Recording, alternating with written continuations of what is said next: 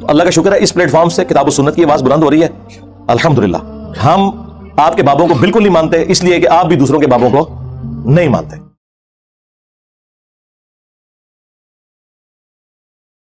اب وہ critical topic کی طرف روئے سخن جا رہا ہے کہ نبی علیہ السلام غزوہ تبوک پہ اللہ نے آپ کو کامیابی دی ہے. 40 دن تک آپ رومن امپائر کے بارڈر کے اوپر بیٹھے رہے ہیں اور کیسرے روم فوج لے کے بھاگ گیا, جنگ کے لیے تیار نہیں ہوا. اب رسول اللہ کا اتنا روب پڑ گیا کہ 30,000 کی فوج جن کے پاس آلات جنگ بھی پورے نہیں ہیں, کئی لوگ ننگے پاؤں ہیں, اور سب سے بڑی سپر پاور 3 براعظموں پہ پھیلی ہوئی, جو اس زمانے کی ایسی بڑی سپر پاور کے جس کے پاس سارا لیٹسٹ اسلحہ ہے, وہ 30,000 ان لوگوں سے بھاگ گئی ہے.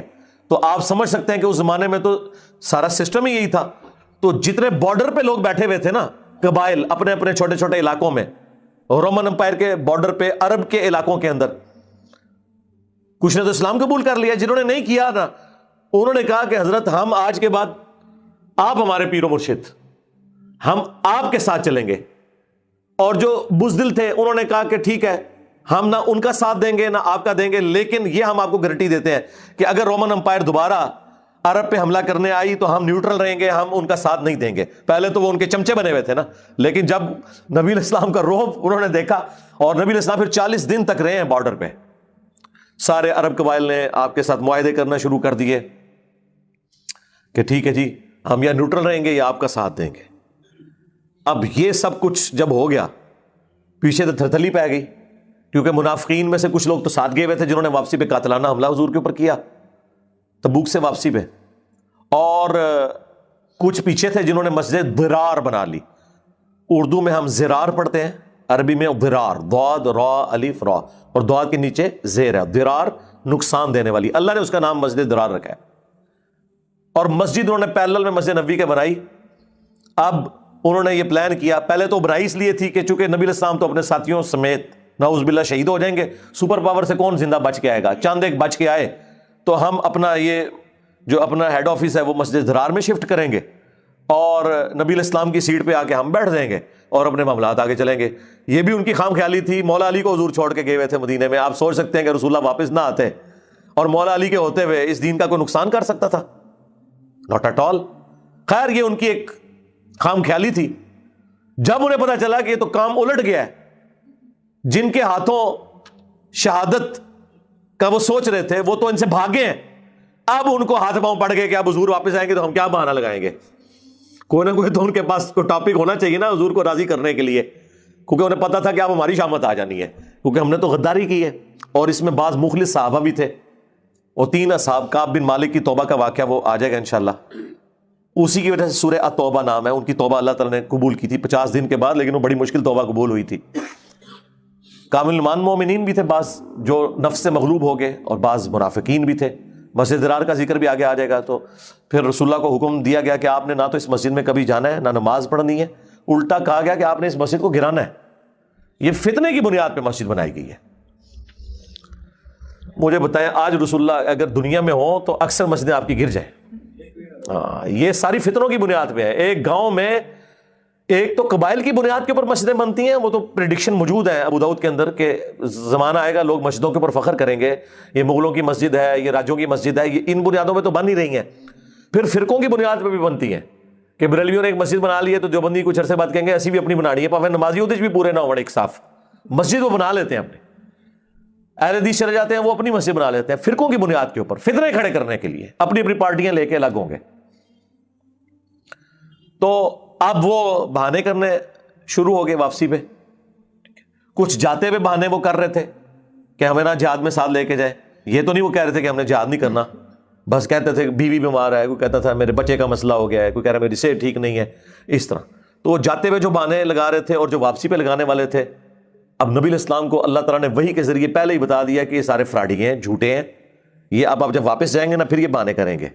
تو ان کا ساروں کا پورا کردار جو ہے نا اب وہ ڈسکس ہونے جا رہا ہے. یہ بڑا انٹرسٹنگ معاملہ ہے, اور یقین کریں ان آیات کو پڑھنے کے بعد آپ کو پتا چلے گا کہ یہ صرف شعر کہنا بڑا آسان ہے, تیرے ہوتے جنم لیا ہوتا, ہو سکتا تو ابو جہل ہی ہوتا, یہ بھی رسول اللہ کے ہوتے ہوئے جنم لیے ہوئے تھے، اور حالت دیکھیں دنیا کی محبت کا غلبہ کہ رسول اللہ کے ساتھ غداری کی ان لوگوں نے، اوپر سے کلمہ پڑھ لیا، لیکن دنیاوی منفعت کی خاطر انہوں نے نبی الاسلام کے ساتھ جو ساتھ دینا چاہیے تھا، نبھانا چاہیے تھا، وہ نہیں نبھایا، اور ہمیشہ کی جہنم کمائی، اور سب سے بڑھ کر قیامت تک لعنتیں پڑ رہی ہیں۔ جب قرآن میں ہم ان کا ذکر کرتے ہیں، ان خبیثوں کا ذکر جو ہے وہ ان الفاظ کے ساتھ کرتے ہیں کہ یہ تھے دین کے غدار، اور حقیقت ہے۔ اور ڈاکٹر سرار صاحب والی مجھے بات یاد آئی، وہ کہتے تھے کہ آج کے دور میں اگر قرآن نازل ہوتا نا تو ہم مسلمانوں کا بھی ذکر اسی طریقے سے ہو رہا ہوتا، کیونکہ ہم میں سے بھی اکثر یہی کچھ ہی ہیں، نام کے مسلمان ہیں۔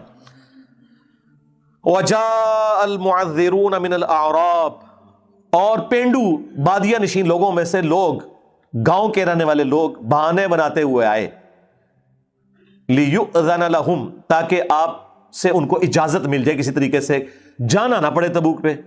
وَقَعَدَ الَّذِينَ كَذَبُوا اللَّهَ وَرَسُولَهُ، اور بیٹھے رہے وہ جنہوں نے اللہ اور اس کے رسول کے ساتھ جھوٹ بولا کہ ہمارے ساتھ یہ مسئلہ ہے، اصل میں وہ یہاں رکنا چاہتے تھے، وہ اپنی جان بچانا چاہتے تھے، ان کو کیا پتا تھا یہ جنگ ہونی نہیں ہے، ورنہ تو سارے تیار ہو جاتے۔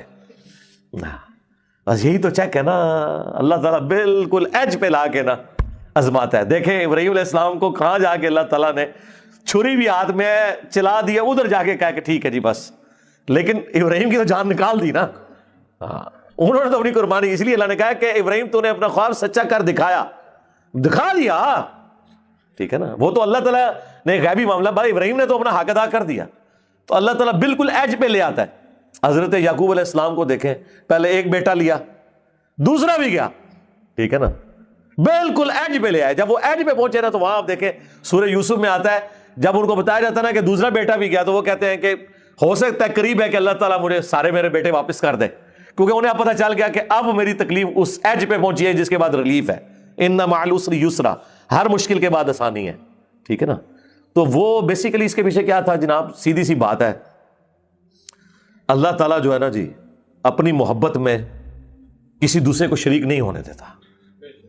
اصل بات یہ تھی، حضرت یعقوب علیہ السلام اپنے بیٹے سے بڑی محبت کرتے تھے، اگرچہ وہ محبت جائز محبت ہے، اولاد ہے، اللہ نے رکھی ہے، لیکن اللہ تعالیٰ کہتا ہے کہ مخلوق کی محبت دل میں ایسی نہ آئے کہ میرے معاملے میں کوئی سامنے کھڑا ہو جائے۔ حالانکہ ایسا نہیں ہوا ہوگا، لیکن ظاہر ہے کہ جن کے مرتبے ہیں سوا، ان کی سوا مشکل ہے نا۔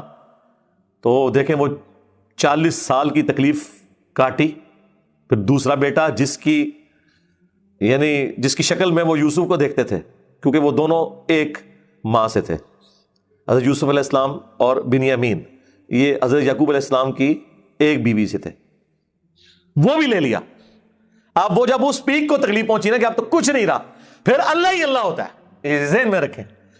انسان کے پلے جب کوئی شے نہ رہ جائے تو اس وقت جب اندر سے تڑپ نکلتی ہے نا، اس لیے ان کی پھر الفاظ ہیں سورہ یوسف میں کہ قریب ہے کہ اللہ تعالیٰ مجھے وہ بیٹے بھی واپس کر دے۔ انہیں پتہ چل گیا کہ اب یہ معاملہ جو ہے نا تکلیف بالکل اینڈ پہ پہنچ گئی، اس کے بعد آسانی ہے، ٹھیک ہے۔ قرآن میں اللہ تعالیٰ نے یہ بھی فرمایا کہ جب کبھی اہل ایمان کے اوپر تکلیف آتی ہے، حتیٰ کہ وقت کا رسول اور ساتھی پکار اٹھتے ہیں کہ کہاں ہے اللہ کی مدد، متا نصر اللہ، تو اللہ تعالیٰ متا، پھر اس وقت اللہ تعالیٰ کی مدد آ جاتی ہے، ٹھیک ہے۔ یہ تو پھر جناب معاملہ بڑا بہت ہی حیران کن ہے، یہ اللہ کی عادت ہے جی، سیدھی سی بات ہے، جنت اس نے پلیٹ میں رکھ کے تو آپ کو نہیں دینی، ہر بندے کی آزمائش ڈفرنٹ ہے۔ اللہ اکبر۔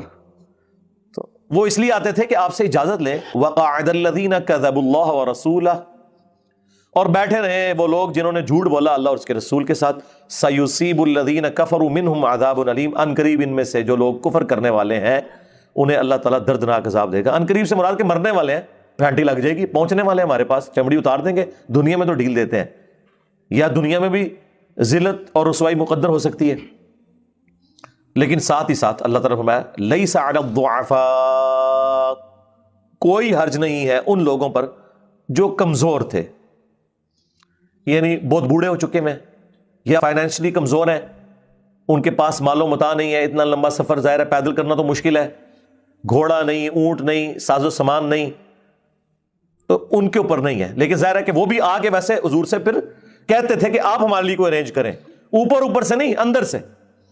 اور نشانی یہ کہ واپس جب پلٹتے تھے حضور کہتے تھے میرے پاس کچھ بھی نہیں، تو روتے ہوئے وہاں سے اٹھتے تھے، وہ آگے آ رہا ہے ذکر۔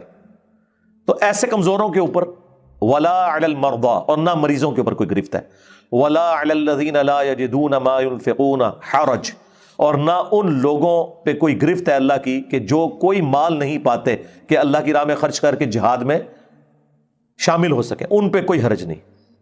اذا نصحوا للہ ورسولہ، لیکن شرط یہ ہے کہ وہ اللہ اس کے رسول کے ساتھ مخلص ہوں. اندر کے اوپر فیصلہ ہوگا کہ اندر سے کیا ہے. باہر تو بڑے بڑے لوگ نظر آتے ہیں جناب. وہ ڈاکٹر سراج صاحب فرمایا کرتے تھے کہ قیامت والے دن دنیا میں کئی مذہبی جماعتوں کے امیر جن کے ساتھ لوگوں نے اپنی جنت جوڑی ہوئی تھی ان کی مٹی پلید ہو رہی ہوگی.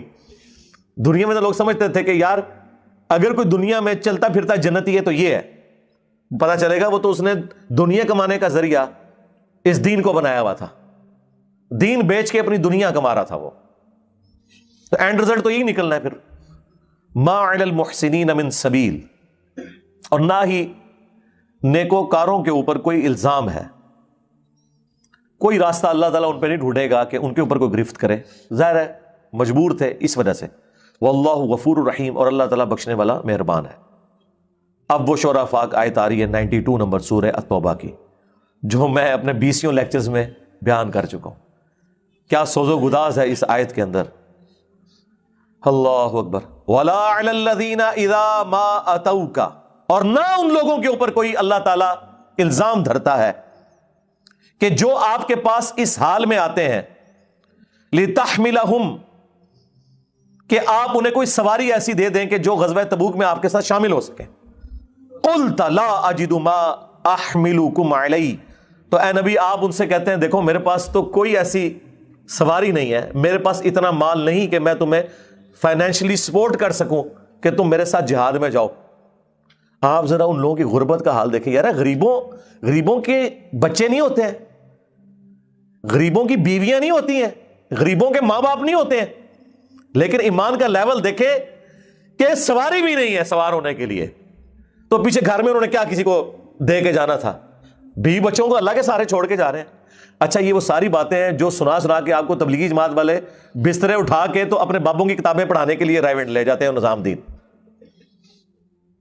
شرم بھی نہیں آتی. ان آیات کا کیا لینا دینا، یا اس طرح کی تکالیف کا کیا لینا دینا تمہارے بزرگوں کی کتابوں کے ساتھ، تمہارے بزرگوں کے نظریات کے ساتھ، تمہارے بزرگوں کی کہانیوں کے ساتھ. یار یہ تو کمیٹڈ لوگ تھے، قرآن و سنت پہ عمل کرنے والے تھے.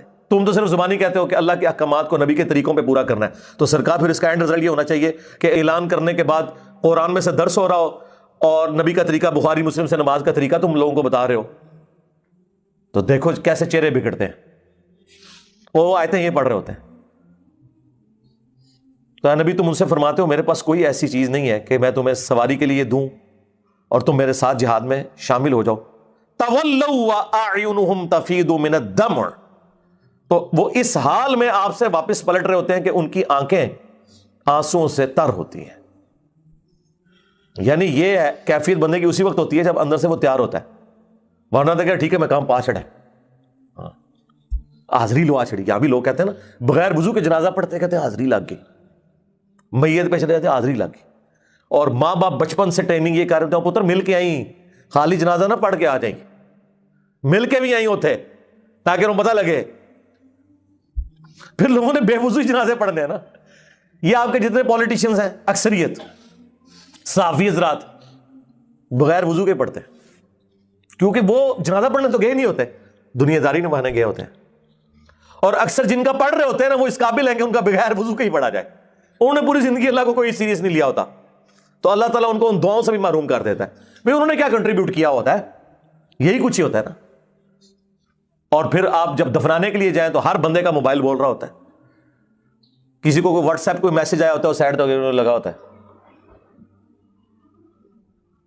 اندازہ کریں حالانکہ ایک دن پہلے وہی لوگ ان کے ساتھ 3 4 موبائل لے کے پینٹوں میں گھسائے ہوئے اور کوٹ کے اندر گھسائے ہوئے، ان کو پتا ہے کہ ہمارے ساتھ تھے 2 دن پہلے یہ کر رہے تھے اور 2 دن بعد میں بھی اس قبر میں اتر سکتا ہوں. نہ بولے شاہ ایسا مرنا نہ ہی غور پہ کوئی اور. ہاں تو عبرت تو حاصل کرنی چاہیے.